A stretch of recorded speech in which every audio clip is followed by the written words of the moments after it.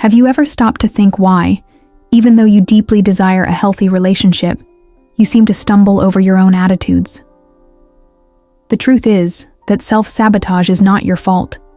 It's a sign that emotional wounds from the past still dictate the rhythm of your love relationships. Many women carry a fear of love that, on the surface, seems contradictory. They want to be loved, but are afraid of being seen for real and rejected for it.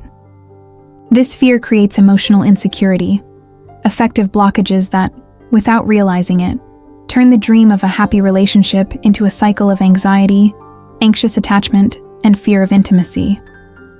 What few people understand is that these self-destructive behaviors are learned responses, a mechanism for dealing with old emotional traumas, abandonment and rejection that have marked low self-esteem. And the most shocking thing, sometimes this cycle is so deep that the person even attracts exactly what they should avoid, repeating painful patterns because the brain believes that the familiar is safer than the unknown. The good news? It is possible to break this cycle. But first you need to recognize the signs and understand what lies behind these attitudes. Get ready to dive into a journey of self-knowledge, where every insight is an opportunity for liberation. You'll discover why, even though you want it to work, your own defenses may be keeping you from the love you deserve. Can you relate? Then stay with me, because the path to change begins precisely by understanding these invisible traps that prevent you from experiencing truly healthy relationships. There are people who want love, but don't know what to do with it when it arrives. They feel an almost invisible fear of being seen in their entirety, with their flaws, their marks, their emotional insecurities. What if, when she shows herself, the other person leaves? It is this silent dread that causes her, without realizing it, to start building invisible walls. These walls can take the form of sarcasm, emotional distance, or even forced independence. Anything to avoid exposing themselves. This self-destructive behavior is usually subtle. For example, she starts testing her partner, throwing around phrases like, "You're going to get tired of me," or, "I doubt anyone will really stay with me." And if he gets angry or pulls away, that's it. She validates the fear she already felt. This is typical of those with anxious attachment. They want closeness, but fear being hurt again. Deep down, it's the trauma screaming that loving is too risky, that giving oneself up is dangerous. One way to break this cycle is to start slowly. Practice opening your heart in small doses with those who convey security. Say what you feel, even if you're afraid. Share something intimate without expecting guarantees of acceptance. And when you realize that the other person is still there, even knowing their vulnerable parts, allow yourself to stay. Because the real challenge isn't being loved, it's letting yourself be truly loved. But when pain comes disguised as affection, the danger lies elsewhere. When she thinks of love, she doesn't think of peace. She thinks of abandonment, of rejection, of harsh words spoken by those who should be welcoming. Back then, perhaps in the arms of her childhood, or in old love relationships, she learned that love hurts, and that those who love also hurt. So even though she wants to experience something light and healthy, her body goes on alert. How can you trust love if it's always accompanied by pain? This confusion between love and suffering is an invisible legacy of emotional trauma. It's as if her brain says, if there's no suffering, then it's not real. That's why, when someone treats her with affection, she finds it strange. When the relationship flows calmly, she expects chaos. And if the chaos doesn't come, she creates it herself. This is because her subconscious seeks out what is familiar, not necessarily what is good. To break this cycle, she needs to train a new pattern of emotional security. She can start by observing, is what she calls love really love? Or is it anxious? Attachment mixed with neediness and fear of rejection? She can write a list of what healthy love is and ask herself if she's accepting crumbs just because she's learned that love hurts. And when she realizes that her discomfort in the face of affection is just a reflection of the past. Then she'll start to change. But change sometimes requires facing another, much deeper fear. She even tries to believe that she deserves to be loved, but something inside her always whispers the opposite.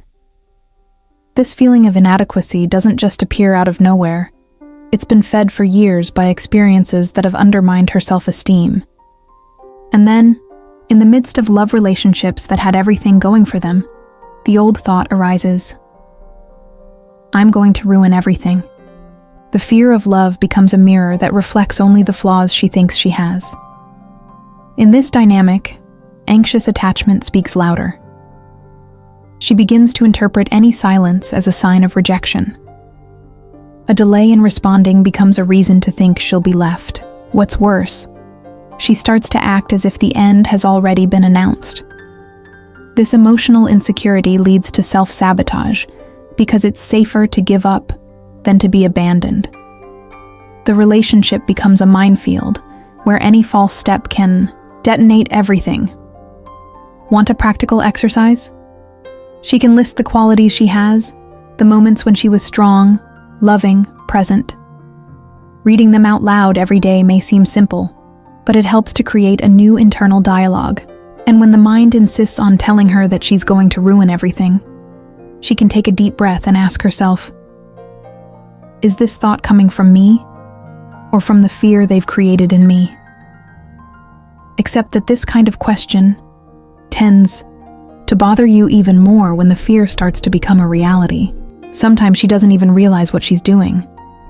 A crossed word, jealousy disguised as care, a silence filled with anger. It all seems small, but it's as if deep down she already expected something to go wrong.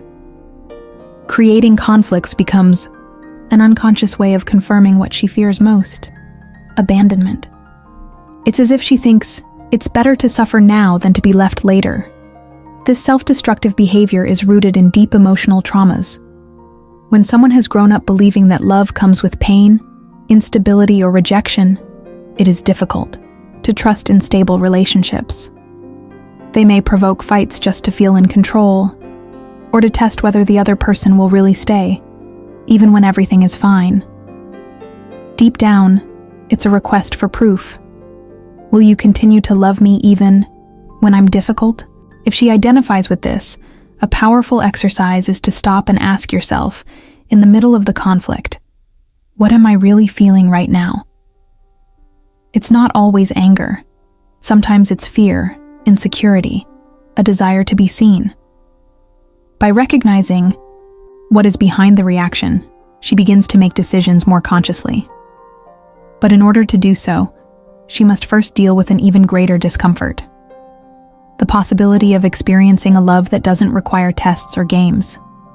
When someone offers real affection, it's common for them to feel a chill in their stomach, a discomfort that's hard to explain.